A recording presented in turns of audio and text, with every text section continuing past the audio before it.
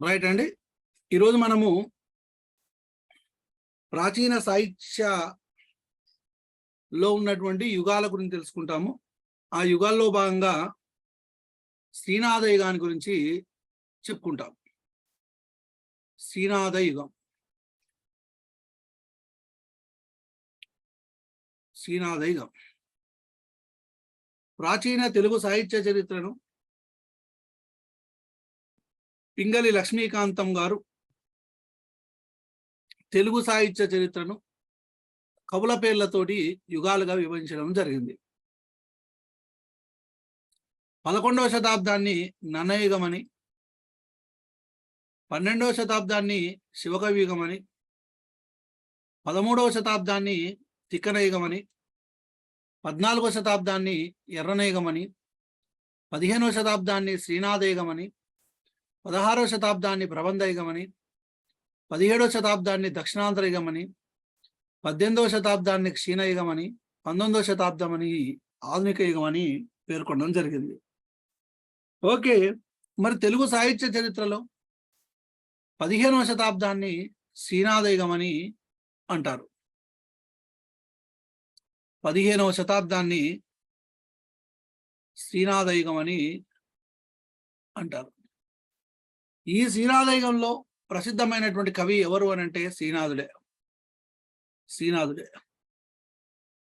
ప్రసిద్ధమైనటువంటి కవి శ్రీనాథుడు కాబట్టి 15వ శతాబ్దంలో ప్రసిద్ధమైనటువంటి కవి శ్రీనాథుడు కాబట్టి ఈయన పేరు మీదుగానే యుగం అనేటువంటిది రావడము జరిగింది. ఓకే, ఈ శ్రీనాథుడు అనేటువంటి ఆయన 15వ శతాబ్దానికి చెందినటువంటి కవి. అదేవిధంగా ఈయన యొక్క తల్లిదండ్రులు భీమాంబ మారయ్య. తల్లిదండ్రులు ఎవరు అని అంటే భీమాంబ మారయ్య. తల్లిదండ్రులు భీమాంబ మారయ్య. ఎందుకు సార్ తల్లిదండ్రుల గురించి అడుగుతున్నాడు అంటే ఈ మధ్యలో అడుగుతున్నాడు. ఒకసారి రాజరాజ నరేంద్రుని యొక్క తండ్రి పేరు అడిగాడు, మధ్యలో అడుగుతున్నాడు కాబట్టి తల్లిదండ్రుల యొక్క పేర్లు కూడా తెలుసుకోవాల్సిన అవసరం ఉన్నది. తల్లిదండ్రులు భీమాంబ మారయ్య, తాత కమలనాభామాత్యుడు. తాత కమలనాభామాత్యుడు.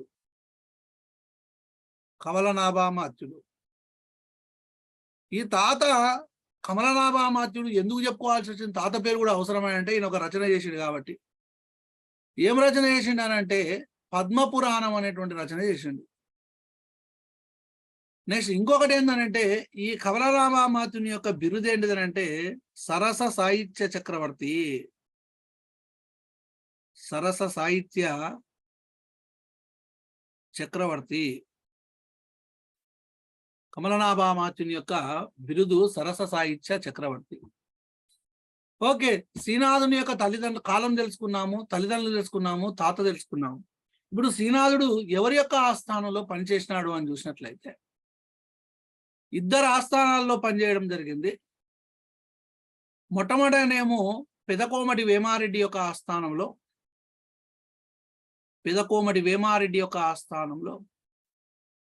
మరి ఈ పెదకోమటి వేమారెడ్డి ఏ రాజ్యానికి సంబంధించినటువంటి రాజు అని అంటే కొండవీడు రెడ్డి రాజ్యానికి సంబంధించినటువంటి రాజు. ఈ కొండవీడి రెడ్డి రాజ్యం అనేటువంటిది 1424లో పతనము కావడంతో 1424లో పతనము కావడంతో కొండవీడు రెడ్డి రాజ్యం 1424లో పతనం కావడంతో 1428లో రాజమహేంద్రవరం రెడ్డి రాజు అయినటువంటి వీరభద్రారెడ్డి యొక్క ఆస్థానంలోకి వెళ్ళిపోవడం జరిగింది. 1428లో వీరభద్రారెడ్డి ఆస్థానంలోకి చేరడము జరిగింది. వీరభద్రారెడ్డి యొక్క ఆస్థానంలోకి మరి వీరభద్రారెడ్డి మరి ఏ రాజు? వీరభద్రారెడ్డి ఏ రాజు అని చూసినట్లయితే రాజమహేంద్రవరము రెడ్డిరాజు, రాజమహేంద్రవరము రెడ్డిరాజు. ఓకేనా? రాజమహేంద్రవరము రెడ్డిరాజు 1428లో వీరభద్రారెడ్డి యొక్క ఆస్థానంలోకి ప్రవేశించాడు. రాజమహేంద్రవరము రెడ్డిరాజు వీరభద్రారెడ్డి. ఓకే, ఇంకొక చిన్న విషయం ఏంటంటే, ఈ పెదకోమటి వేమారెడ్డి యొక్క ఆస్థానంలోకి వెళ్ళినటువంటి సందర్భంలో పెదకోమటి వేమారెడ్డి శ్రీనాథుని గురించి ఒక వాక్యాన్ని చెప్తాడు. ఏంటి అని అంటే, ఈక్షోనిన్ నిను బోలిన సత్కవుల్ లేరిపాటి కాలంబునన్, ఈక్షోనిన్ క్షోనిన్ అంటే భూమండలం. ఈ క్షోనిన్ నిన్ను బోలు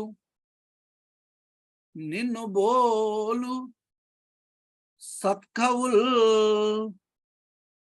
లేరి పాటి కాలంబునన్,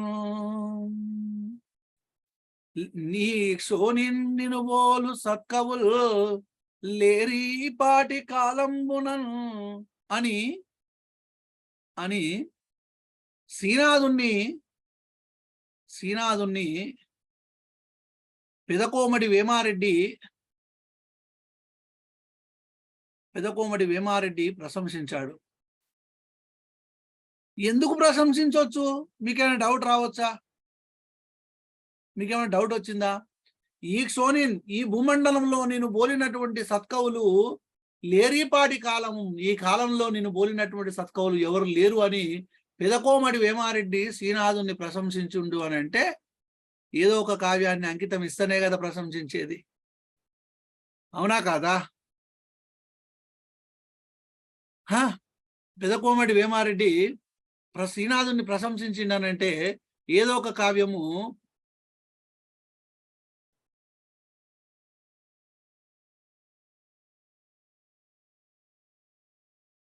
రైట్. ఈ పెదకోమటి వేమారెడ్డి ఏదో ఒక కావ్యాన్ని అంకితం ఇచ్చిందని కాదు. అసలు పెదకోమటి వేమారెడ్డికి శ్రీనాథుడు ఏ కావ్యాన్ని అంకితం ఇవ్వలేదు, గుర్తుపెట్టుకోలేదు. మెయిన్ ఇది చాలా వరకు అంకితం ఇచ్చిరని అనుకో, శాలివాహన సప్తశతిని పెదకోమటి వేమారెడ్డికి అంకితం ఇచ్చారని అనుకుంటారు, కానీ శాలివాహన సప్తశతిని పెదకోమటి వేమారెడ్డికి అంకితం ఇవ్వలే, గుర్తుపెట్టుకోండి. కాబట్టి పెదకోమటి వేమారెడ్డికి శ్రీనాథుడు ఏ ఒక్క కావ్యాన్ని కూడా అంకితం ఇవ్వలేదు. ఇది మెయిన్ ఇంపార్టెంట్ పాయింట్. పెదకోమటి వేమారెడ్డికి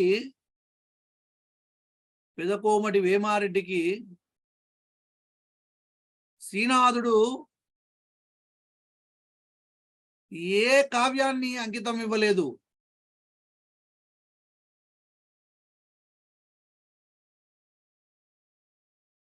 ఏ కావ్యాన్ని కూడా అంకితం ఇవ్వలేదు. మరి ఎవరికి ఇంకా అంకితం ఇచ్చిండనంటే వీరభద్రారెడ్డికి అంకితం ఇచ్చిండు. వీరభద్రారెడ్డికి అంకితం ఇచ్చిండు, కాశీఖండాన్ని అంకితం చేసిండు. అంటే మొట్టమొదటగా చేరినటువంటి ఆస్థానమైనటువంటి కొండవీడి రెడ్డిరాజు అయినటువంటి పెదకోమటి వేమారెడ్డికి ఏ ఒక్క కావ్యాన్ని కూడా అంకితం ఇవ్వలేదు. కానీ తర్వాత చేరినటువంటి ఆస్థానంలో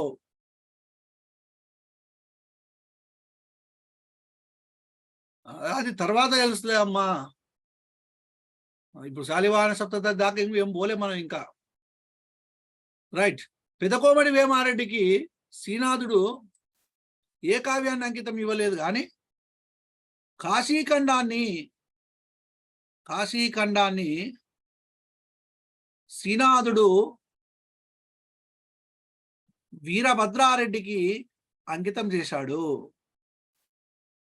వీరభద్రారెడ్డికి అంకితం ఇచ్చాడు. ఇక్కడనే మనకు ఒక పాయింట్ అర్థమవుతుంది. అంటే పెదకోమటి వేమారెడ్డికి కావ్యాన్ని అంకితం చేయలేదు, కానీ కాశీఖండాన్ని శ్రీనాథుడు వీరభద్రారెడ్డికి అంకితం చేయడము జరిగింది. ఓకే, నెక్స్ట్ ఇంకా చూసినట్లయితే అసలు ఈ పెదకోమటి వేమారెడ్డికి శ్రీనాథునికి యొక్క ఏంటి అని చూసినట్లయితే, ఈ శ్రీనాథుడు పెదకోమటి వేమారెడ్డి యొక్క ఆస్థానంలో విద్యాధికారిగా పనిచేశాడు. అది పెదకోమటి వేమారెడ్డి యొక్క ఆస్థానంలో విద్యాధికారిగా పనిచేసిండు. విద్యకు సంబంధించినటువంటి అధికారి, కవిగా కాదు, ఆస్థాన కవిగా కాకుండా విద్యాధికారిగా పనిచేయడం జరిగింది. శ్రీనాథుడు పెదకోమటి వేమారెడ్డి యొక్క ఆస్థానంలో విద్యాధికారిగా పనిచేసినాడు. ఓకే, ఇప్పుడు శ్రీనాథునికి సంబంధించి కాలం వచ్చింది, ఆస్థానం వచ్చింది, తల్లిదండ్రులు వచ్చిర్రు, తాత వచ్చిండు.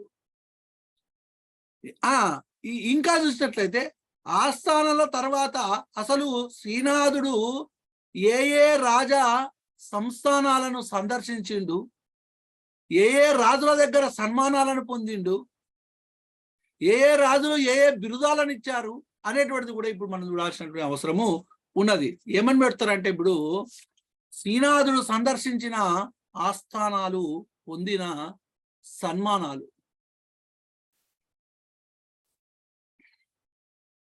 శ్రీనాథుడు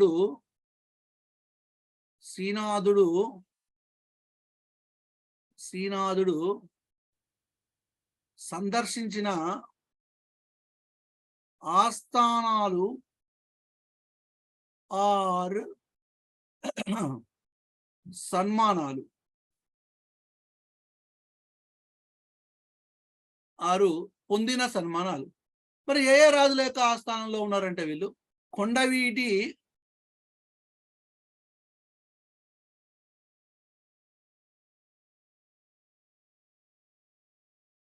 కొండవీడు రెడ్డి రాజులు. ఓకే, నెక్స్ట్ రాజమహేంద్రవరము రెడ్డి రాజులు. రాజమహేంద్రవరము రెడ్డి రాజులు. విజయనగర సంగమ వంశం. విజయనగర సంగమ వంశం. రాచకొండ పద్మనాయకులు.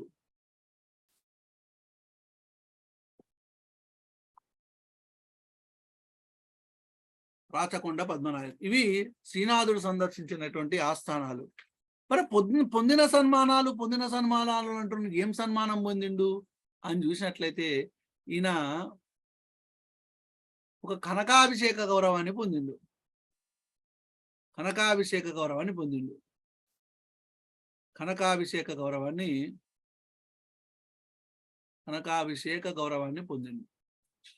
ఎవరి దగ్గర పొందిండు ఈ కనకాభిషేకం అని చూసినట్లయితే, కనకాభిషేకం అని పెట్టండి. కనకాభిషేకం, రైట్. విజయనగర చక్రవర్తి, సంగమ వంశానికి సంబంధించినటువంటి చక్రవర్తి అయినటువంటి ప్రౌఢదేవరాయల యొక్క ఆస్థానంలో ఒక కవి ఉండేటువంటి వాడు. ఆయనే గౌడ డిండిమ భట్టు టూ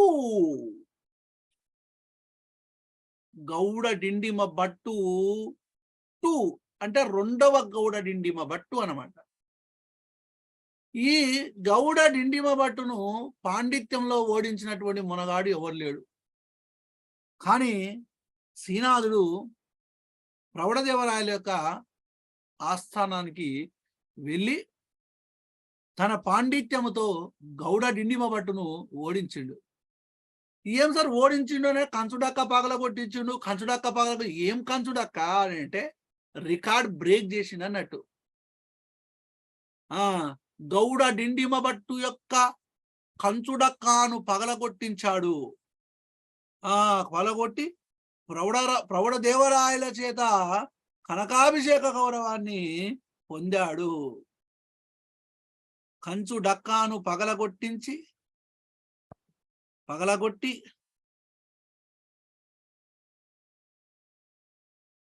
కనకాభిషేక గౌరవాన్ని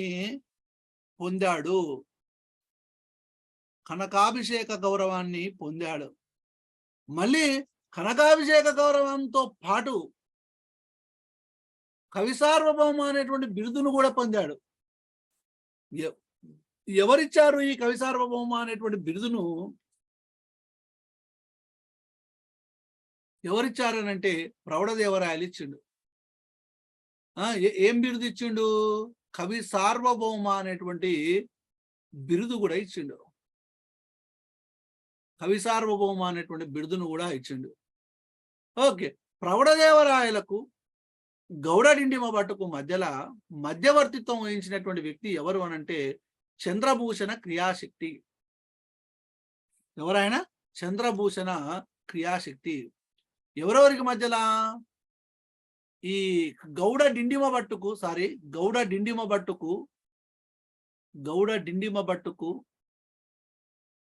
శ్రీనాథునికి మధ్యలో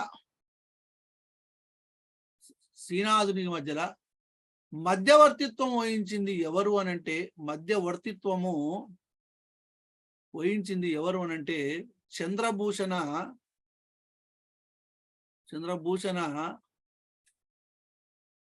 క్రియాశక్తి. ఈ చంద్రభూషణ క్రియాశక్తి అనేటువంటి ఆయన మధ్యవర్తిత్వం వహించి వీళ్ళ పాండిత్యాన్ని చెప్పడం జరిగింది. అంటే ఈ పాండిత్యంలో ఎవరు గెలిచిరు, ఎవరు ఓడిపోయారు అని చెప్పడం కొరకు ఒక జడ్జి లాగా ఉంటాడు కదా, మధ్యవర్తిత్వం లాగా వ్యవహరించేటువంటి వ్యక్తి ఎవరంటే చంద్రభూషణ క్రియాశక్తి. తెలుగు సాహిత్య చరిత్రలో కనకాభిషేక గౌరవాన్ని పొందినటువంటి మొట్టమొదటి కవి ఎవరు అనంటే శ్రీనాథుడు. తెలుగు సాహిత్య చరిత్రలోనే కనకాభిషేక గౌరవాన్ని పొందినటువంటి మొట్టమొదటి కవి శ్రీనాథుడు.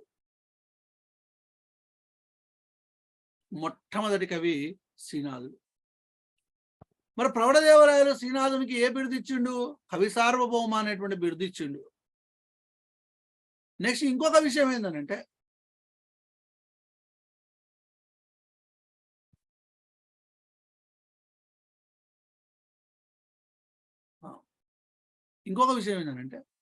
ప్రౌఢదేవరాయల యొక్క సభాభవనం పేరు ఏం పేరు అంటే ముత్యాలశాల. అసలు ప్రౌఢదేవరాయలకు ఒక సభాభవనం ఉంటుంది, దాని పేరు ముత్యాలశాల అని తెలుగు సాహిత్య చరిత్రలో అంటే తెలుగు సాహిత్య లోకానికి ఈ శ్రీనాథం ద్వారానే తెలిసింది. ప్రౌఢదేవరాయల యొక్క సభాభవనము ఎవరు పేరేం పేరు అనంటే ముత్యాలశాల. అందుకే అంటారు ప్రబలదేవరాయల యొక్క ముత్యాలశాలలో కనకాభిషేక గౌరవాన్ని, కవి సార్వభౌమ బిరుదును పొందాడు. ప్రబలదేవరాయల యొక్క సభాభవనము ముత్యాలశాల అని ఎవరి ద్వారా తెలిసిందని అంటే శ్రీనాథం ద్వారానే తెలుగు సాహిత్య లోకానికి తెలవడము జరిగింది. ఓకేనా, రైట్. ఇది శ్రీనాథుడు సందర్శించినటువంటి ఆస్థానాల సన్మానంలో భాగం. నెక్స్ట్ రాచకొండ పద్మనాయకుల యొక్క ఆస్థానాన్ని కూడా సందర్శించిండు. ఎవరి యొక్క ఏ రాజు యొక్క ఆస్థానాన్ని సందర్శించిండనంటే మూడవ సింగభూపాలుని యొక్క ఆస్థానాన్ని సందర్శించిండు. మొత్తము ముగ్గురు సింగభూపాలు ఉంటారు. ఒకటవ సింగభూపాలుడు, రెండవ సింగభూపాలుడు, మూడవ సింగభూపాలుడు. ఈ ముగ్గురు సింగభూపాలలో సర్వజ్ఞ అనేటువంటి బిరుదు ఉన్నటువంటి సింగభూపాలుడు ఎవరంటే రెండవ సర్వజ్ఞ సింగభూపాలుడు. రెండవ సింగభూపాలునికి మాత్రమే సర్వజ్ఞ అనేటువంటి బిరుదు ఉన్నది. ఒకటోవానికి లేదు, మూడోవానికి లేదు. ఒకటవ సింగభూపాలుడు చేసినటువంటి రచనని సారంగధర చరిత్ర అనేటువంటి యక్షగానం. రెండవ సింగభూపాలుని యొక్క రచన ఏంటంటే రసార్ణవ సుధాకరము, సంగీత సుధాకరము, కోలయావాలి అనేటువంటి రత్న పంచాలిక, కందర్ప సంభవం అనేటువంటి బాణాన్ని రాసిండు. అదేవిధంగా మూడవ సింగభూపాలుడు ఏ రచనలు చేయలేదు, కానీ పండితుడు. ఈ మూడవ సింగభూపాలుని యొక్క ఆస్థానానికి శ్రీనాథుడు వెళ్ళే సమయానికి చాలా భయపడ్డాడంట, గజగజ ఉనికిండంట శ్రీనాథుడు. నేను ప్రబలదేవరాయల యొక్క ఆస్థానంలో కనకాభిషేక గౌరవాన్ని పొందాను, ఎన్నో రచనలు చేశాను, ఎంతో మంది రాజుల చేత మెచ్చుకోబడ్డాను, ఎంతో మంది రాజుల చేత మెచ్చుకోబడ్డాను. మరి సింగభూపాలుని దగ్గరికి నేను వెళ్తున్నాను, అతన్ని మెప్పించగలనా అని భయపడ్డాడంట శ్రీనాథుడు. చూడండి, శ్రీనాథుడు అంత గొప్ప కవిని గజగజలాడించినటువంటి వంశము మన తెలంగాణ ప్రాంతానికి సంబంధించినటువంటి రాచకొండ పద్మనాయకుల యొక్క వంశం. శారదాదేవిని స్తుతించిండంట. ఓ శారదాదేవి, మహాపండితులు కొలువైనటువంటి రాచకొండ పద్మనాయకులు గొప్ప పండితుడైనటువంటి గొప్ప రాజైనటువంటి రాచకొండ పద్మనాయకుల యొక్క ఆస్థానానికి వెళ్తున్నాను, నా మీద కర్ణజూడు ఓ శారదాదేవి అని శారదాదేవినికి ప్రార్థన చేసి రాచకొండల పద్మనాయకుల యొక్క వంశానికి వెళ్ళడం, అంటే వాళ్ళ యొక్క రాజ్యానికి వెళ్ళడము జరిగింది. ఓకే, అంటే శ్రీనాథుడు సందర్శించినటువంటి ఆస్థానాలు, సన్మానాలు. ముఖ్యంగా ఇక్కడ కనకాభిషేక గౌరవం, ప్రౌఢదేవరాయల యొక్క ఆస్థానంలో గౌడ డిండిమ భట్టు 2 యొక్క కంచుడక్కాను పగలగొట్టించి ముత్యాలశాలలో కనకాభిషేక గౌరవాన్ని పొందాడు. తెలుగు సాహిత్య చరిత్రలో కనకాభిషేక గౌరవాన్ని పొందినటువంటి మొట్టమొదటి వ్యక్తి ఎవరు అనంటే శ్రీనాథుడు. తెలుగు సాహిత్య చరిత్రలో మొట్టమొదటి కనకాభిషేక గౌరవాన్ని పొందినటువంటి వ్యక్తి ఎవరు అనంటే శ్రీనాథుడు. ఓకేనా, రైట్. శ్రీనాథుని యొక్క కవితారీతులు నెక్స్ట్.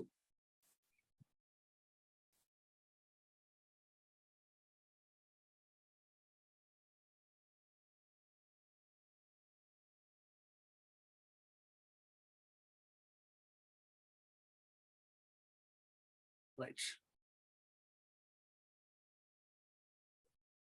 మరి శ్రీనాథుడు కవితారీతులను కాశీఖండంలో పేర్కొన్నాడు.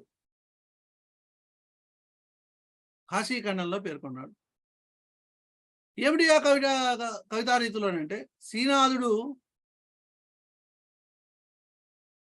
అంటే వీరభద్రారెడ్డి చెప్పిండనే విషయాన్ని చెప్తారు. కాశీఖండము పీఠికలో, శ్రీనాథుడు కాశీఖండము పీఠికలో వీరభద్రారెడ్డి శ్రీనాథుని యొక్క కవితారీతులను పేర్కొన్నాడనంట.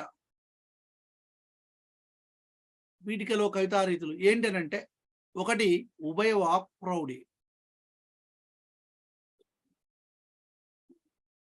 మళ్ళీ తర్వాత వస్తే చెప్తాను నేను. సూక్తి వైచిత్రి,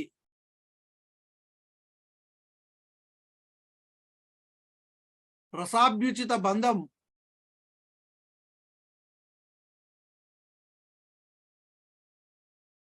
ఉద్దండ లీలా,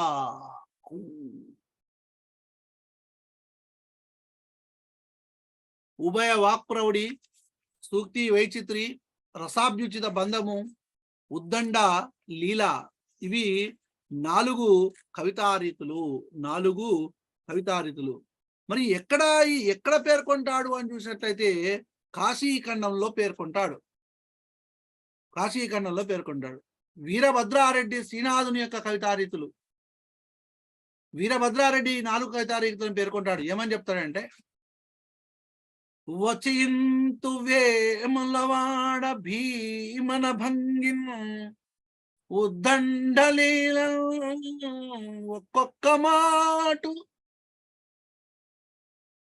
భాషింతు నన్నయబట్టు మార్గంబునన్ ఉభయ వాక్ప్రౌఢిన్ ఒక్కొక్క మాటు వాగృత్తు తిక్క యజ్వ ప్రకారము రసాభ్యుచిత బంధము ఒక్కొక్క మాటు హరిడ వింతు ప్రబంధ పరమేశ్వరునిటేవ సూక్తి వైచిత్రిను ఒక్కొక్క మాటు నైషాది మహాప్రబంధముల్ పెక్కు చెప్పినాడము నాకు ఆశ్రితుడవనగా ఇప్పుడు చెప్పవరంగిన ప్రబంధమంకితముయు సేయు వీరభద్రయ్య పేరా, ప్రబంధము అంకితము చేయు వీరభద్రయ్య పేరా అని చెప్తాడు. వచింతు వేములవాడ భీమనభంగి ఉద్దండలీలను ఒక్కొక్క మాటు అంటే వేములవాడ భీమభంగిలో ఉన్నటువంటి ఉద్దండలీల అనేటువంటి కవితారీతిలో ఉంది.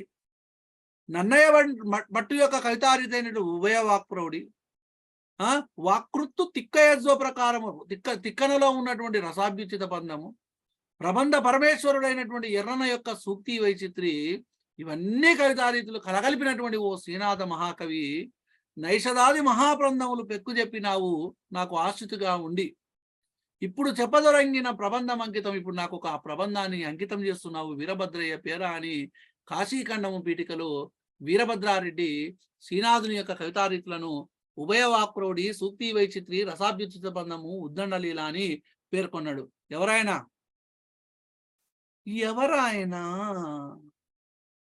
చెప్తలేరు. వీరభద్రారెడ్డి ఎక్కడా? కాశీఖండం. వీరభద్రారెడ్డి విద్వాంసును చేయు అసలు ఏంటంటే శ్రీనాథుడు అసలు. అందుకని నేను శ్రీనాథుడితో స్టార్ట్ చేసిన. వచ్చేస్తాడు శ్రీనాథుడు, గ్యారెంటీ పడుతుంది బిట్టు శ్రీనాథుని మీద. ఒక రెండు బిట్లు, 2-3 అయినా పడతాయి ఈజీగా. జేఎల్డిఎల్ అయితే ఒక 2-3 అయితే ఈజీగా పడతాయి శ్రీనాథుని మీద.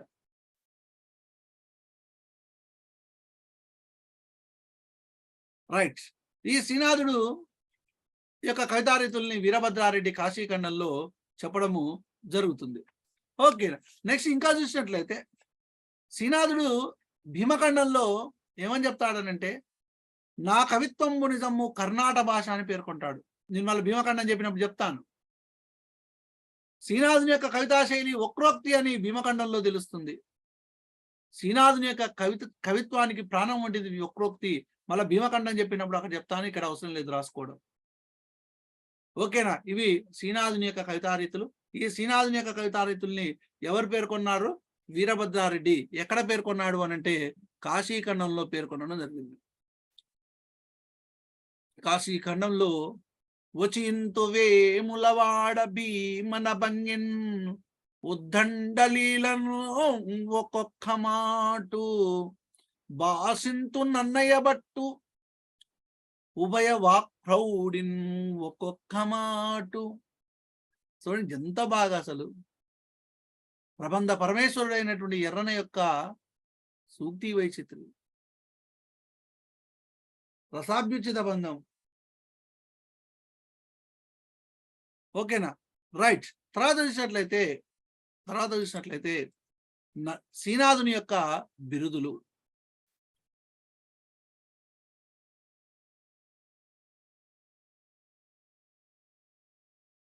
శ్రీనాథుని యొక్క బిరుదులు: 1 కవి సార్వభౌమ,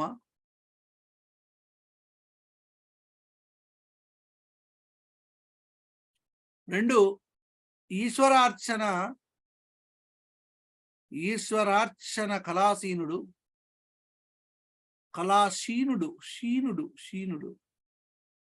బ్రాహ్మీదత్త వరప్రసాదుడు,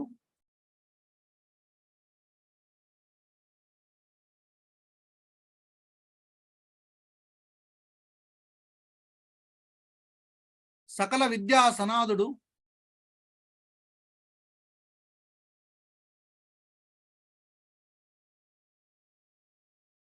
కవి సార్వభౌమ, ఈశ్వరార్చన కళాసీనుడు, బ్రాహ్మీదత్త వరప్రసాదుడు, సకల విద్యా సనాదుడు. ఇవి బిరుదులు. కవి సార్వభౌమ అనేటువంటి బిరుదును ఇచ్చింది ఎవరు?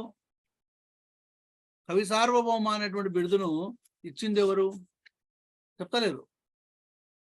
కవి సార్వభౌమ అనేటువంటి బిరుదును ఇచ్చింది ఎవరు?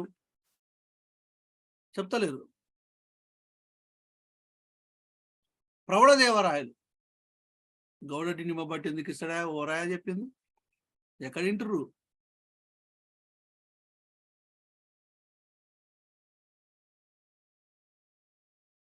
రైట్. ఈశ్వరార్చన కళాసీనుడు, బ్రాహ్మీదత్త వరప్రసాదుడు, సకల విద్యా సనాదుడు అని ఇచ్చింది ఎవరు అని అంటే మామిడి సింగన ఇస్తాడు. కవి సార్వభౌమ అనేటువంటిది ఏమో ప్రౌఢ దేవరాయలు. ఈశ్వరార్చన కళాశీనుడు, బ్రాహ్మీ దత్తవర ప్రసాదుడు, సకల విద్యాసనాదుడు. మామిడి సింగన ఇస్తాడు ఈ 3 బిరుదులు. ఓకేనా. నెక్స్ట్ ఇంకా చూసినట్లయితే శ్రీనాథుని యొక్క ప్రత్యేకతలు. నెక్స్ట్ శ్రీనాథుని ప్రత్యేకతలు.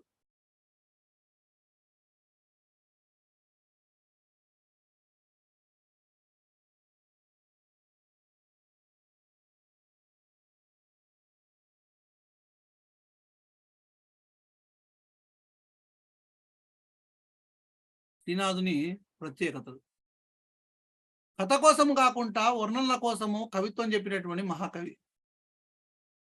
కథ కోసము కాకుండా కవిత్వం కోసము అంటే వర్ణనల కోసం కవిత్వం చెప్పినటువంటి మహాకవి.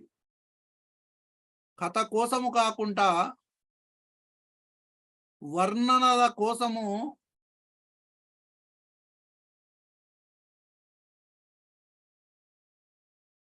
కవిత్వము చెప్పిన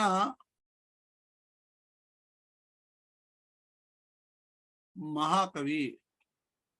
కథ కోసము కాకుండా వర్ణనల కోసము కవిత్వం చెప్పినటువంటి మహాకవి ఎవరు అనంటే శ్రీనాథుడు. ఈ 16వ శతాబ్దం 15వ శతాబ్దం వరకు 11, 12, 13, 14, 15, 14వ శతాబ్దం వరకు కావ్యాలు అన్నిట్లలో కథలే ఉండేవాళ్ళ. కథ తీసుకొని కథ చెప్పేటువంటి వాళ్ళంట. కానీ కథాకథన దృష్టి నుండి వర్ణనాత్మక దృష్టికి మార్చినటువంటి మహాకవి శ్రీనాథుడు అండి. అసలు కథాకథన దృష్టి ఏంది? కథలేందుకు ఆ కథలు? ఈ కథల్ని వర్ణనలు అంటే ప్రబంధ కవిత్వానికి మార్గదర్శకత్వం చూపెట్టినటువంటి మహాకవి శ్రీనాథుడు అని చెప్పుకోవచ్చు. తెలుగు సాహిత్యాన్ని కథాకథన దృష్టి నుండి వర్ణనాత్మక దృష్టికి, తెలుగు సాహిత్యాన్ని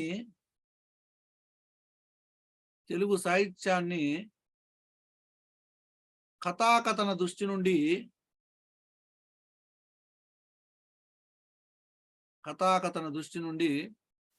వర్ణనాత్మక దృష్టికి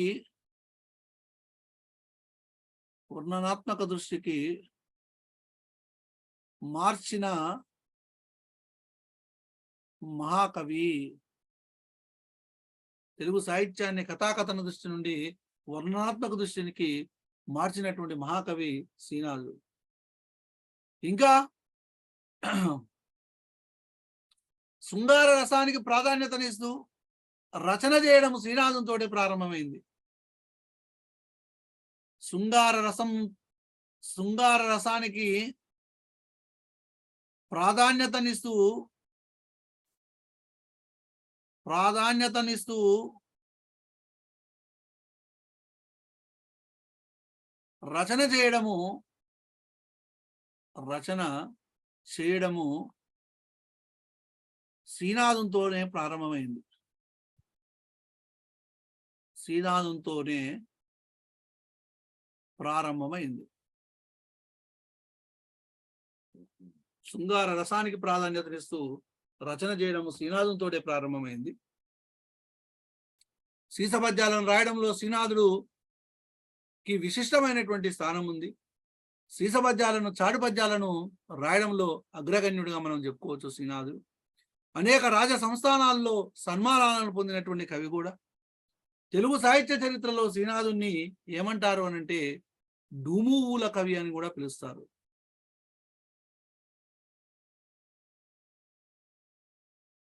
డూమువుల కవి అని పిలుస్తారు. తెలుగు సాహిత్య చరిత్రలో శ్రీనాథుణ్ణి డూమువుల కవి అని పిలుస్తారు. మరి శ్రీనాథుని యొక్క బావమరిది ఒక ఆయన ఉంటాడు, దగ్గుపెల్లి దుగ్గన్న. శ్రీనాథుని యొక్క బావమరిది దగ్గుపల్లి దుగ్గన్న. ఈయన కూడా ఒక కావ్యాన్ని రాసిండు, నాసికేతూపాఖ్యానం.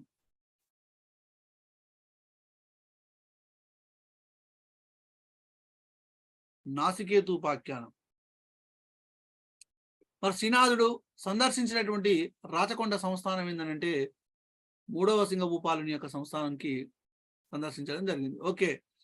శ్రీనాథుడు చాటుపద్యాలను, సీసపద్యాలను రాయడంలో ప్రసిద్ధమైనటువంటి కవి. ఒక్కటే గుర్తుపెట్టుకోండి, కథాకథన దృష్టి నుండి వర్ణనాత్మక దృష్టికి తెలుగు సాహిత్య లోకాన్ని తీసుకొచ్చినటువంటి మొట్టమొదటి కవి శ్రీనాథుడు. శృంగార రసానికి ప్రాధాన్యతను కనిపిస్తూ రచనలను ప్రారంభం చేసినటువంటి మొట్టమొదటి కవి శ్రీనాథుడు. నెక్స్ట్ ఇంకా చూసినట్లయితే సీస పద్యాలను, చాటి పద్యాలను రాయడంలో అగ్రగణ్యుడు శ్రీనాథుడు. ఆ పాయింట్ రాసుకోండి, బోర్డు మీద రాయలేదు కానీ రాసుకోండి. సీస పద్యాలను, చాటు పద్యాలను రాయడంలో అగ్రగణ్యమైనటువంటి కవి ఎవరనంటే శ్రీనాథుడు. దూమూవుల కవి అని కూడా పిలుస్తారు శ్రీనాథుని. శ్రీనాథుని యొక్క భావమర్ది ఎవరనంటే దగ్గుపల్లి దుగ్గన. ఇదంతా జనరల్ ఇన్ఫర్మేషన్, శ్రీనాథునికి సంబంధించి ఇంట్రడక్షన్ అంతే, ఇంకా అసలు రాలే. ఇంకా అసలు ఇప్పుడు శ్రీనాథుని యొక్క రచనలు, ఇది ఒక సీక్వెన్స్ ఉండాలి మనకి ఎప్పుడు. శ్రీనాథుని యొక్క రచనలు, శ్రీనాథుని యొక్క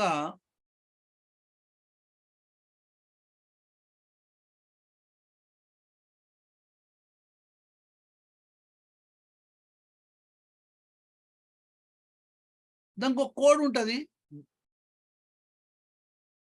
మషాపస్రు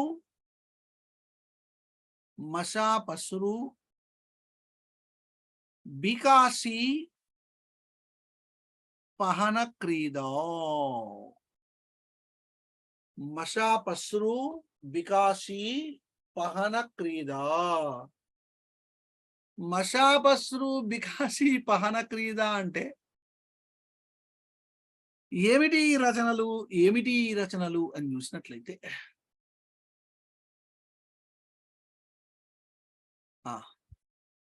మా మా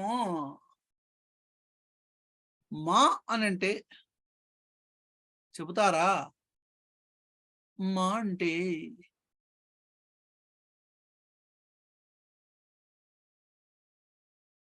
మా మా మరుత్తరాడ్ చరిత్ర, మరుత్తరాడ్ చరిత్ర.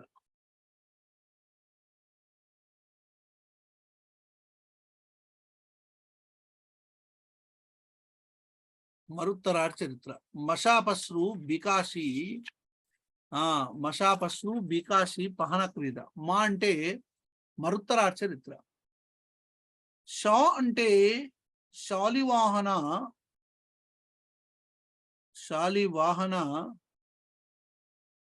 సప్తశతి, శాలివాహన సప్తశతి. పాంటే పండితారాజ్య చరిత్ర.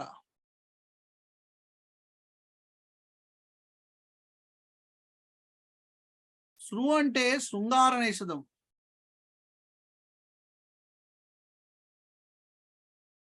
ఒకదాని కింద ఒకరు రాయాలి, నేను పక్క రాసినాను, మీరు కూడా పక్క రాశారు. శృంగార నేషదం. భీ అంటే భీమఖండం.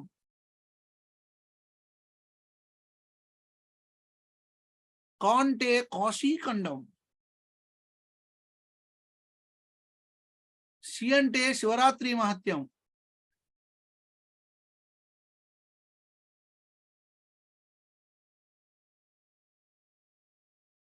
శివరాత్రి మహత్యం. నెక్స్ట్ ఇంకోప అంటే పలనాటి వీర చరిత్ర.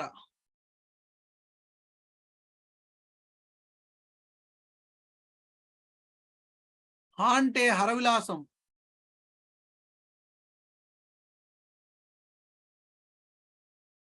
నా అంటే నందనందన చరిత్ర.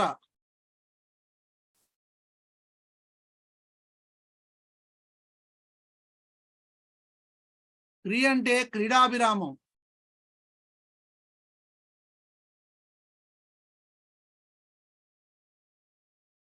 దా అంటే ధనుంజయ విజయము.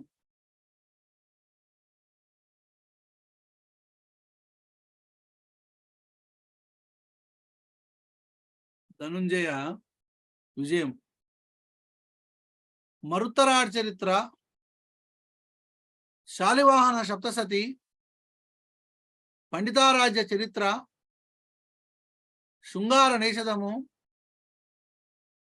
భీమఖండం, కాశీఖండం, శివరాత్రి మహత్యము, పల్నాడి వీర చరిత్ర, హరవిలాసము, నందనందన చరిత్ర, క్రీడాభిరామం, ధనుంజయ విజయం, ఇవాక ఇంకా 4 ఉన్నాయి. ఇక ద్విపద కాటమరాజు కథ,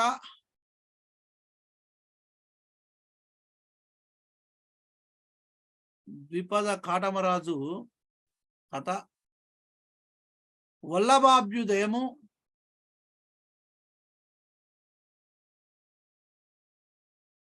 వల్లభాభ్యుదయము, మానసోల్లాసము,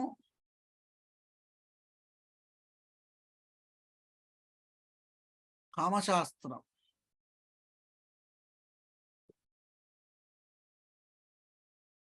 మానసోల్లాసము, కామశాస్త్రం, మరుత్తరాట్ చరిత్ర, శాలివాహన సప్తసతి, పండితారాజ్య చరిత్ర. ఈ 3 అలభ్యాలు. ఇది అలభ్యం.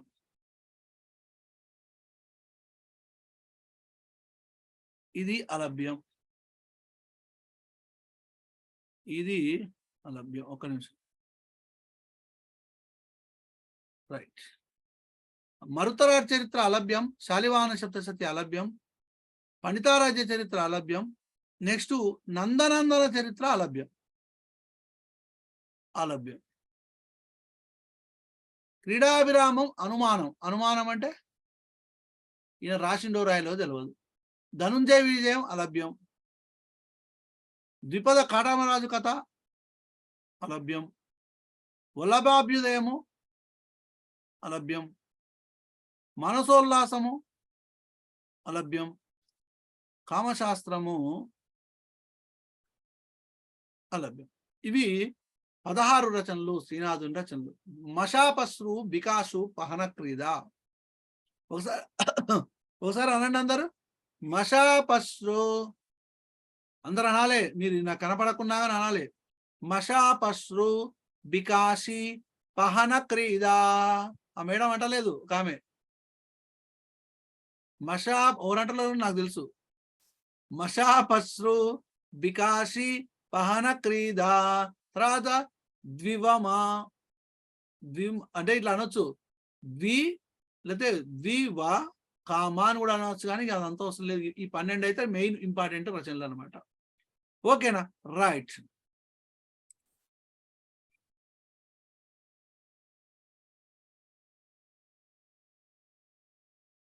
మషాపశ్రు బికాసి పహన క్రీడ.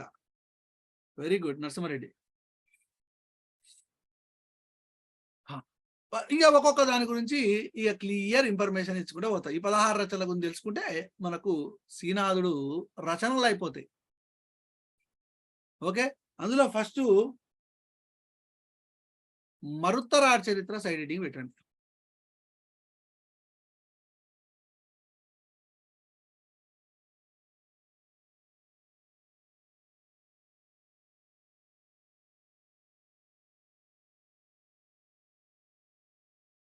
మరుత్తరాట్ చరిత్ర. ఓకే, ఇది లభ్యమా అలభ్యమా అంటే అలభ్యం. రైట్. ఇప్పుడు ఒక్కడే గుర్తుపెట్టుకోండి, ఈ రచనలకు సంబంధించినటువంటి జాబితా కాశీఖండంలో ఉంటుంది. కాశీఖండంలో ఉంటుంది. అంటే ఒక్కొక్క రచనకు సంబంధించి ఒక్కొక్క లైను, రచనలకు సంబంధించిన జాబితా. ఇప్పుడు మరుత్తరాట్ చరిత్రను ఏ వయసులో రాసిండనంటే చిన్న వయసులో రాసిండు.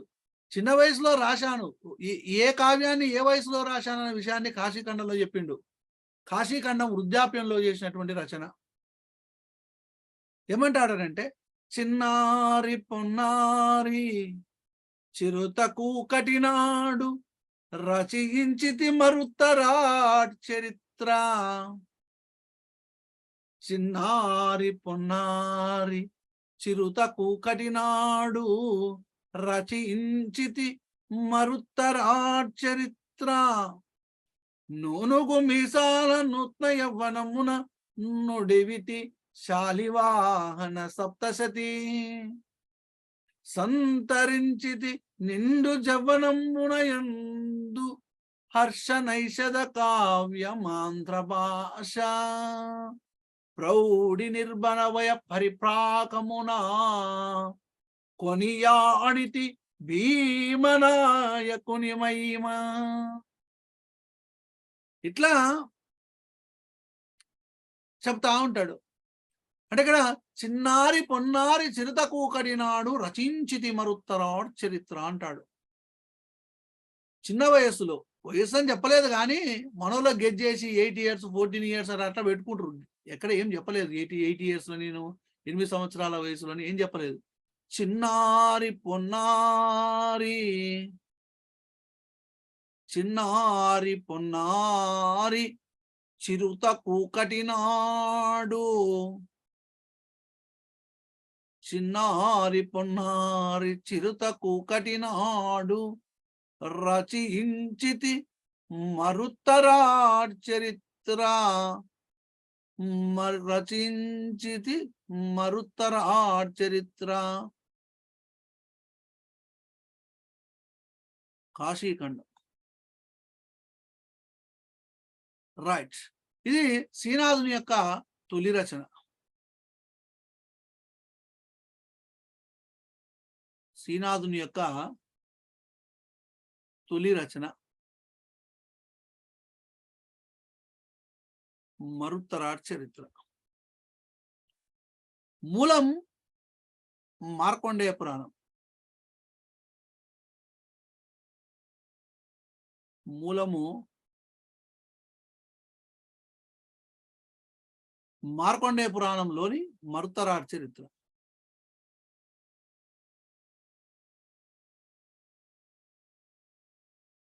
అంకితం వేమన. వేమన అంటే విశ్వదాభిరామణ వేమన, వేమన శతకం వేమన. వేమన అంటే చెప్పండి ఎవరైనా వేమన?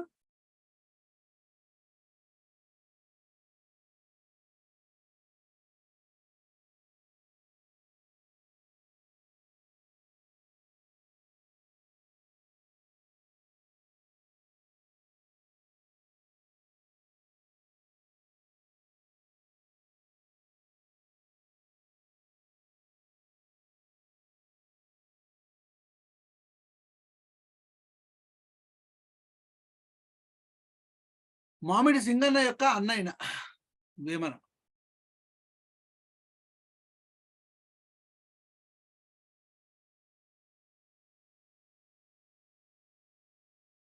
రైట్. ఇది మరుత్తరాడ్ చరిత్రకు సంబంధించి. చిన్నారి పొన్నారి చిరత కూకటినాడు రచించితి మరుత్తరాడ్ చరిత్ర అనండి ఒకసారి. చిన్నారి పొన్నారి చిరుత కూకటినాడు రచించితి మరుత్తరాడ్ చరిత్ర. శ్రీనాథుని యొక్క రచనలన్నీ అయిపోయే వరకు ఈ పద్యం అందరికి నోటికి రావాలి. ఓకేనా? రైట్. శ్రీనాథుని యొక్క తొలి రచన మరుత్తరాడ్ చరిత్ర. మూలము మార్కండేయ పురాణంలోని మరుత్తరాడ్ చరిత్ర. అంకితము వేమన. ఇది మరుత్తరాడ్ చరిత్రకు సంబంధించి. తర్వాత రెండో రచన శాలివాహన సప్తశతి. శాలివాహన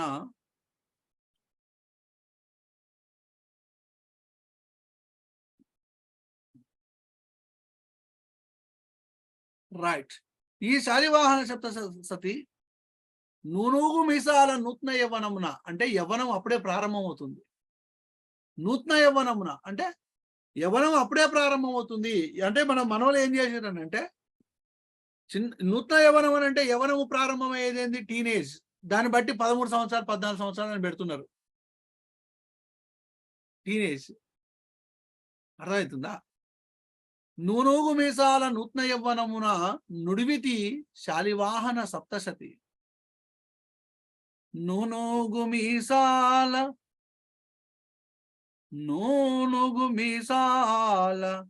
నూత్న యవ్వనంబున నుడివితి శాలివాహన సప్తశతి. కాశీఖండం. రైట్. ఏది చూసినట్లయితే శాతవాహన రాజు అయినటువంటి హాలుడు, శాతవాహన రాజు హాలుడు ఎవడాడు? హాలుడు గాథా సప్తశతిని రాసిండు. గాథా సప్తశతిని రాసిండు. రైట్. ఈ గాథా సప్తశతిలో ఎన్ని గాథలు ఉన్నాయి? గాథా సప్తశతిలో గాథా సప్తశతిలో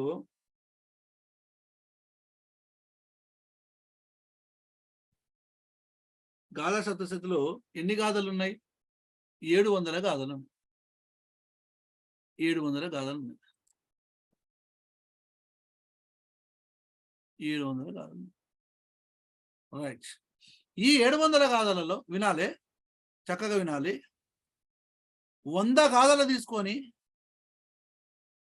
100 గాథలు తీసుకొని పెదకోమటి వేమారెడ్డి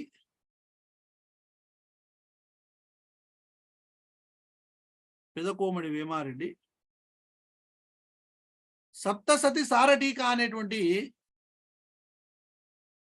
సప్తశతి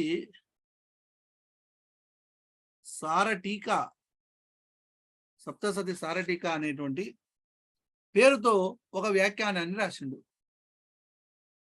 ఒక వ్యాఖ్యాన గ్రంథాన్ని రాసిండు. ఏ భాషలో రాసిండు? సంస్కృతంలో రాసిండు.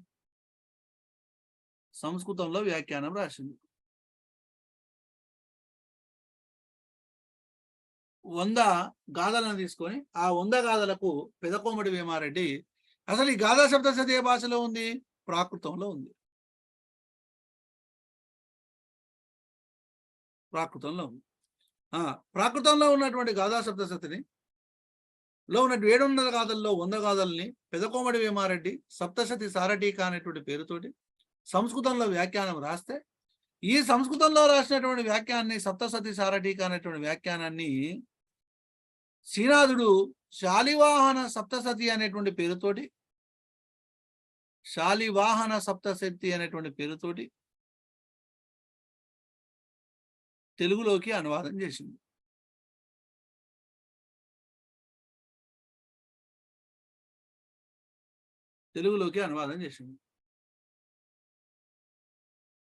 శాలివాహన సప్తశతి అనేటువంటి పేరుతోటి తెలుగులోకి అనువాదం చేసిండు. 100 గాథలు అంటే 100 గాథలకు పెదకోమటి వేమారెడ్డి సప్తశతి సారటీకా అనేటువంటి పేరుతోటి సంస్కృతంలో వ్యాఖ్యానం రాస్తే, దానికి శాలివాహన సప్తశతి అనేటువంటి పేరుతోటి తెలుగులోకి అనువాదం చేసిండు. ఓకే. చాలా మంది విమర్శకులు ఏమని చెప్తారనంటే, పెదకోమటి వేమారెడ్డి యొక్క ఆస్థానంలోకి ప్రవేశం పొందడం కోసమే ఈ శాలివాహన సప్తశతి అనేటువంటి పేరుతోటి అనువాదం చేశాడనే విషయాన్ని పేర్కొనడం జరిగింది. చాలా మంది విమర్శకులు అదే చెప్తున్నారు. అసలు పెదకోమటి వేమారెడ్డి దగ్గర పోవాలని అనుకున్నాడు, ఎట్లన్నా చేసి పోవాలంటే. ఒక శ్రీనాథుడు మహా తెలివికలోడు అండి, చాలా తెలివైనటువంటి వాడు. అసలు ఎట్లా పోవాలని ఆలోచన చేస్తున్నటువంటి సమయంలోనే ఆయనకి గ్రంథం దొరికింది సంస్కృతంలో. ఓకే, సంస్కృతంలో దొరికింది కదా, దీన్ని తెలుగులోకి అనువాదం చేసి పోదామని తెలుగులోకి అనువాదం చేసి పోయిండు అనమాట. అప్పుడు అంకితం ఇచ్చింది అనేటువంటిది ఎక్కడ పేర్కొనలేదు. పెదకోమటి వేమారెడ్డికి ఏ గ్రంథాన్ని కూడా శ్రీనాథుడు అంకితం ఇవ్వలేదు. అది మీరు గుర్తుపెట్టుకోవాలి. ఓకేనా? రైట్. నెక్స్ట్ ఇంకా చూసినట్లయితే అసలు పెదకోమటి వేమారెడ్డి యొక్క ఆస్థాన ప్రవేశం కోసమే దీన్ని అనువదించాడని విమర్శకులు చెబుతూ ఉంటారు. ఓకే, ఇది పక్కన పెట్టండి. తర్వాత పండితారాజ్య చరిత్ర.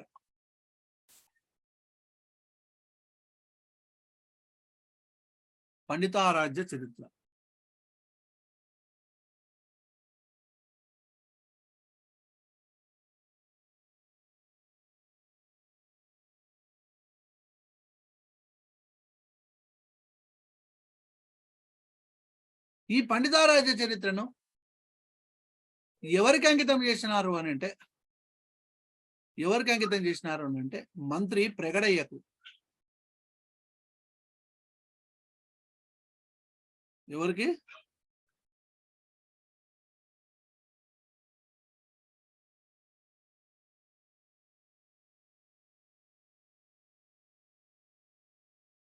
అసలు ఈ ప్రగడ ఎవడు?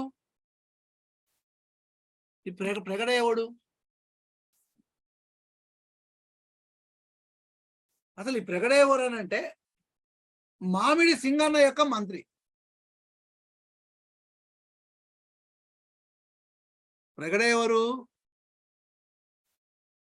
మామిడి సింగన్న యొక్క మంత్రి. అందుకనే మంత్రి ప్రగడే అని అన్నాను ఇక్కడ. అసలు ఏంది వీళ్ళకి సంబంధించి చూసినట్లయితే అంకితము, పాలకురికి సోమనాథుడు ద్విపదలో రచించినటువంటి పండితారాజ్య చరిత్రను శ్రీనాథుడు పద్యకావ్యంలో రాసింది. పాలకురికి సోమనాథుడు అనేటువంటి ఆయన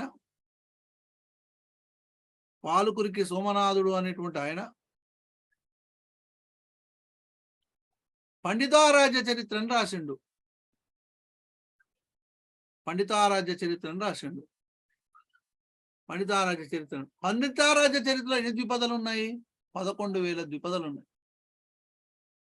11,000 ద్విపదలు ఉన్నాయి.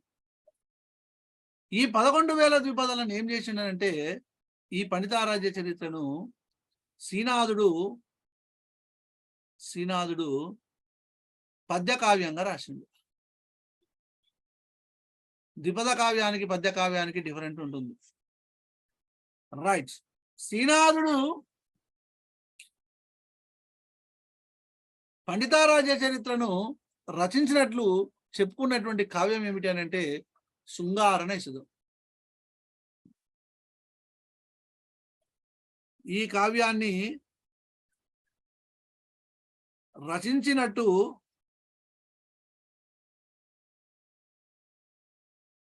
చెప్పినటువంటి కావ్యము శృంగార నైషధం.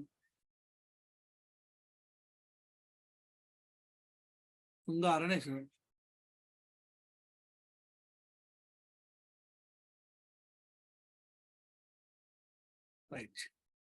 ఈ కావ్యాన్ని రచించినట్టు చెప్పినటువంటి కావ్యం ఏంటంటే శృంగార నైషధం.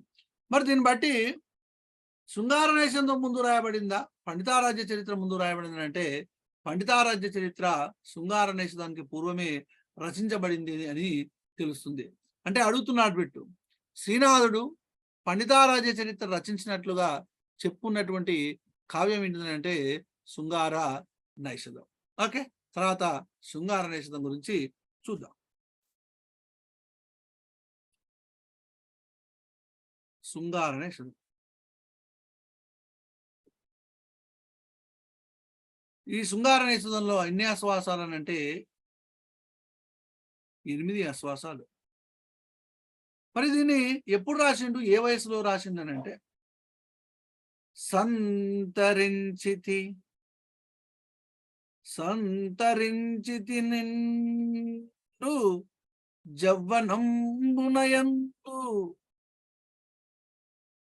నిండు జౌవనంబునయందు హర్ష నైషద కావ్య మాంధ్ర భాష కాశీఖండం. సంతరించితి నిండు జవ్వనంబునయందు హర్ష నైషద కావ్యమాంధ్ర భాష. హర్ష నైషద కావ్యమాంధ్ర భాష. నిండు జవనంలో అంటే ఏంటంటే నువ్వు నిండు యవనంలో ఉన్నప్పుడు చేసినటువంటి రచన, కరెక్ట్ వయసులోనే చేసిన శృంగార నైషధం. నిండు యవనంలో ఉన్నప్పుడు చేసినటువంటి రచన శృంగార నైషధము. నిండు యవ్వనము, జవ్వనము అంటే యవ్వనం. నిండు యవ్వనంలో చేసినటువంటి రచన శృంగార నైషధం. మరి మూలం ఏంటిది? శృంగార నైషధానికి మూలం ఏంటిది అని అంటే శ్రీహర్షుని యొక్క నైషధ చరిత్రం.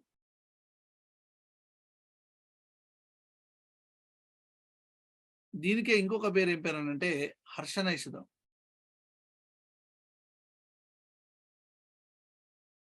నెక్స్ట్ అరణ్య పర్వంలోని నలదమయంతుల కథ.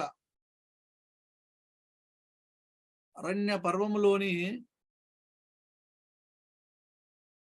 నల దమయంతుల కథ.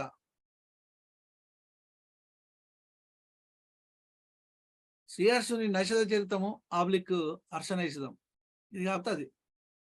అరణ్యపురంలోని నలదమయంతుల యొక్క కథ. మరి దీన్ని శృంగార నైషధాన్ని ఎవరికి అంకితం చేశాడనంటే మామిడి సింగనకు అంకితం చేసినాడు. మామిడి సింగనకు అంకితం చేయడం జరిగింది. ఓకే, మరి ఇప్పుడు ఈ శృంగార నైషధంలో పాత్రలు ఏంటివని అంటే మీకు తెలిసిన ముచ్చట్లే ఇదంతా. నలుడు, ఇంకొకరు దమయంతి. రసం ఏమిటి అని చూసినట్లయితే ఇక మీకు తెలవని రసం ఏముంది? శృంగార రసం. రసం శృంగార రసం. పాత్రలు నలుడు, దమయంతి. అంకితము మామిడి సింగన. సంతరించితి నిండు జవ్వనంబునయందు హర్షనైషద కావ్యమాంధ్ర భాష.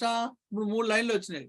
మొదటిది చిన్నారి పొన్నారి చిరుతకు కటినాడు రచించితి మరుత్తరా చరిత్ర నోనుగు మిసాల నూత్న యవ్వనంబున నుడివితి శాలివాహన సప్తశతి సంతరించితి నిండు జవ్వనమునయందు హర్షనైషద కావ్య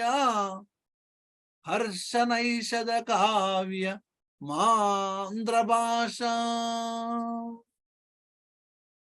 హర్షనైషద కావ్య మాంధ్ర భాష. రైట్. మరి ఇందులో ప్రముఖమైనటువంటి ఘట్టాల విషయాన్ని చూసినట్లయితే ప్రముఖమైనటువంటి ఘట్టాలు, ముఖ్యమైనటువంటి ఘట్టాలు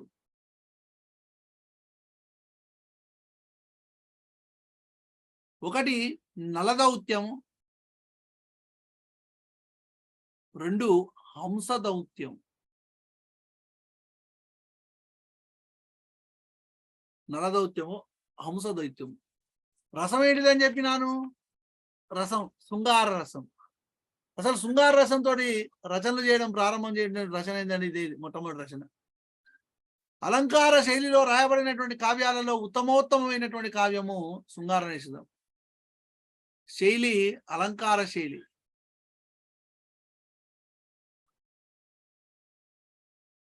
ఎవరి కోరిక మేరకు రాసిండో తెలుసా? దీన్ని మామిడి సింగన్న కోరిక మేరకు రాసిండు. రాయమన్నది ఎవరు అనంటే మామిడి సింగన్న. మామిడి సింగన్న కోరిక మేరకు రాసిండు. మామిడి సింగన్న కోరిక మేరకు ఈ కావ్యాన్ని రాసినాడు. మూలం ఏమన్నాను? నైషధ చరితం. నైషధ చరితాన్ని రాసింది సంస్కృతంలో ఎవరు? శ్రీహర్షుడు. శ్రీహర్షుడు ఎవరి యొక్క ఆస్థాన కవి? జయచంద్రుని యొక్క ఆస్థాన కవి. జయచంద్రుని ఆస్థాన కవి అయినటువంటి శ్రీహర్షుడు రాసినటువంటి నైషధ చరితాన్ని సంస్కృతంలో, అంటే నైషధ చరితాన్ని సంస్కృతంలో ఉన్నటువంటి నైషధ చరితాన్ని తెలుగులో శృంగార నైషధం అనేటువంటి పేరుతోటి అనువదించాడు.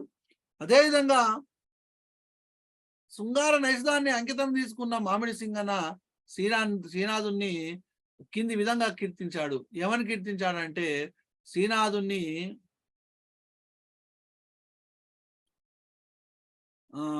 మామిడి సింగన్న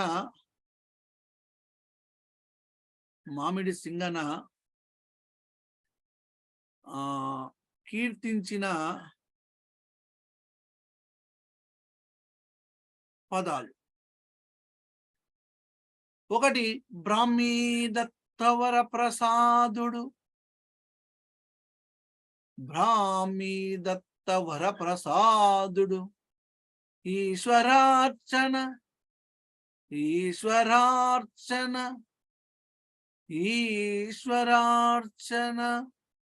కళాసీనుడు.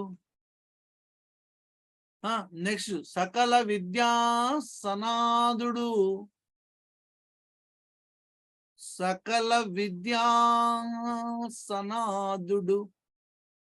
ఇకనే ఇంకొకటి కూడా అంటారు బ్రహ్మజ్ఞాన కళా నిదానము. బ్రహ్మజ్ఞాన కళా నిదానము అని ఎవరు కీర్తించారంటే శ్రీనాథుని మమిడి సింగ్ అన్న కీర్తించిండు. నెక్స్ట్ ఇంకా ఇంకో చిన్న విషయం ఏంటంటే తెలుగులో పంచమహాకావ్యాలు 5. తెలుగులో పంచమహాకావ్యాలలో ఒకటి శృంగారనిషదం. ఒకటి కాదు, అసలు మొట్టమొదటిది తెలుగు పంచమహాకావ్యాలలో మొదటిది. తెలుగు పంచమహాకావ్యాలలో మొదటిది స్టార్టింగ్.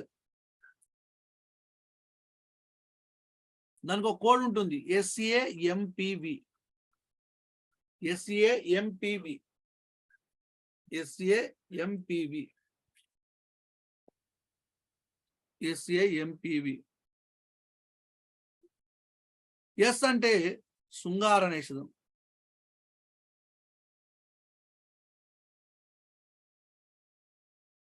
ఏ అంటే ఆముక్త మాల్యద.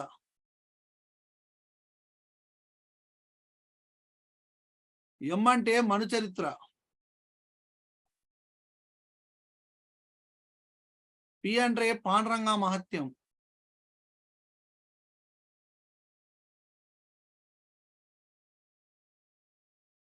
వి అంటే వసు చరిత్ర.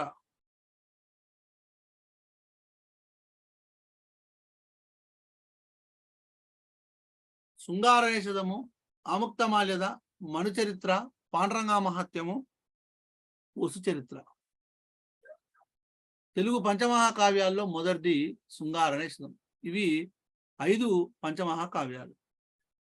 ఓకే, శృంగారనిషదం అనువాదమా కాదా చెప్పండి? అనువాదమే కదా. మరి ఇది కథానువాదమా భావానువాదమా? శృంగారనిషదం అనేటువంటిది కథానువాదమా భావానువాదమా? శృంగారనిషదం అనేటువంటిది కథానువాదమా భావానువాదమా అంటే భావానువాదం, కథానువాదం కాదు. శృంగారనిషదము భావానువాదం.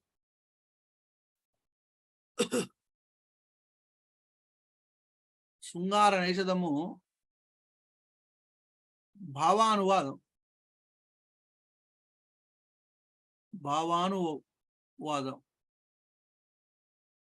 శృంగారనిషదం అనేటువంటిది భావానువాదం.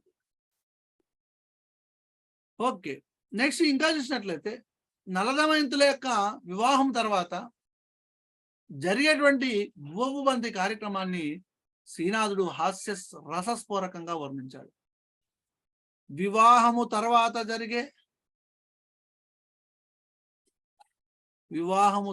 జరిగే భువభుబంతి కార్యక్రమాన్ని, భువభుబంతి అని అంటే ఏంది అంటే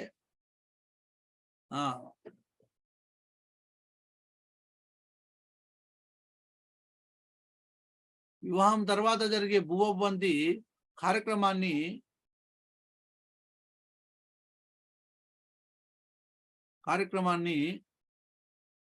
శ్రీనాథుడు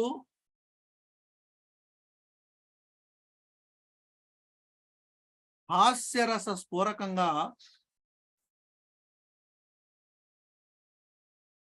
వర్ణించాడు. రైట్. మరి ఇక్కడ హర్షనైషదాన్ని, శృంగారనిషదాన్ని తీసుకుంటే హర్షనైషదంలో ఎన్ని శ్లోకాలు ఉన్నాయనంటే 2800 శ్లోకాలు సంస్కృతంలో.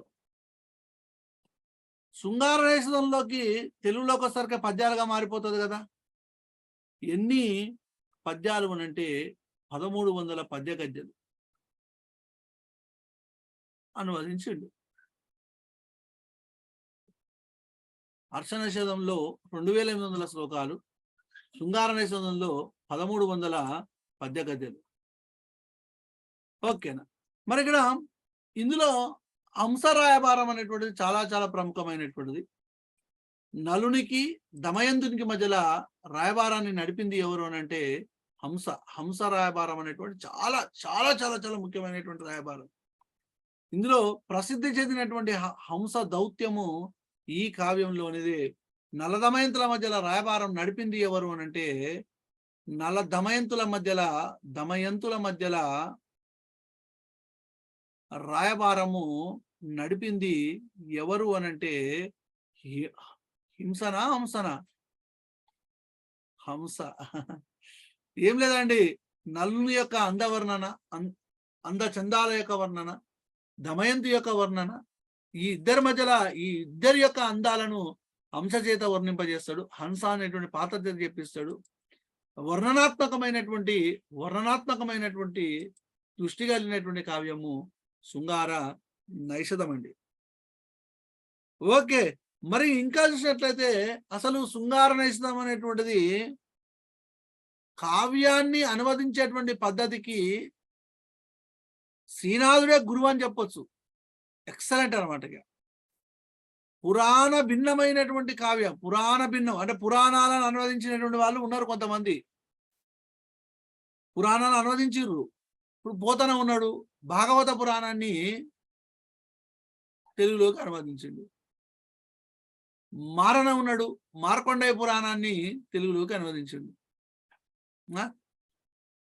చాలా మంది పురాణాలను అనువదించారు, బాగానే ఉన్నది. కానీ పురాణ భిన్నమైనటువంటి కావ్యానువాద పద్ధతికి శ్రీనాథుడు గురువు.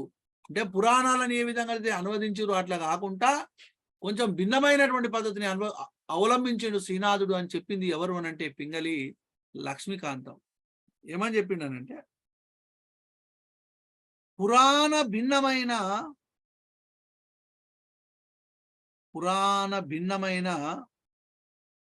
కావ్యానువాద పద్ధతికి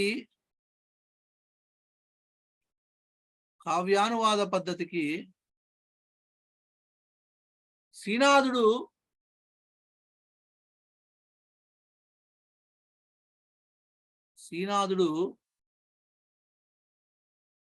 గురువు అని చెప్పినది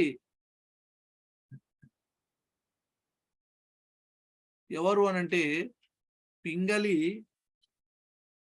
లక్ష్మీకాంతము. పింగళి లక్ష్మీకాంతము.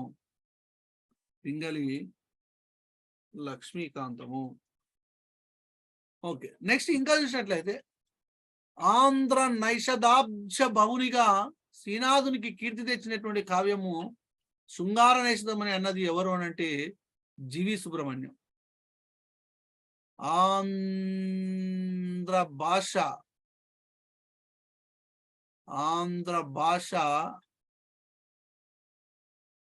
నైషదాబ్జ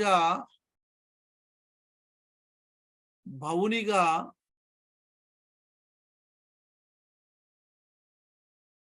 శ్రీనాథునికి కీర్తి తెచ్చినటువంటి కావ్యము శృంగార నైషధము